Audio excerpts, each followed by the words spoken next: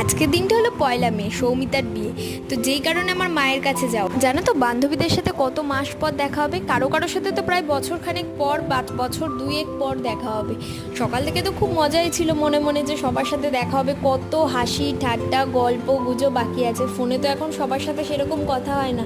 তো আমি আর রিয়া বেরিয়ে পড়েছি। এই যে ইনি হলো আমার বেস্ট ফ্রেন্ড।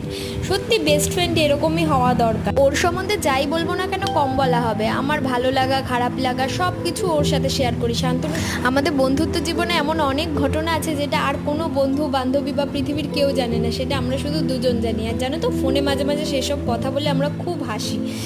আমরা স্কুলে ছিলাম 5জন এক বেঞ্চে বসতাম। আর এই যে আমাদের সৌমিতা, আজ যার বিয়ে।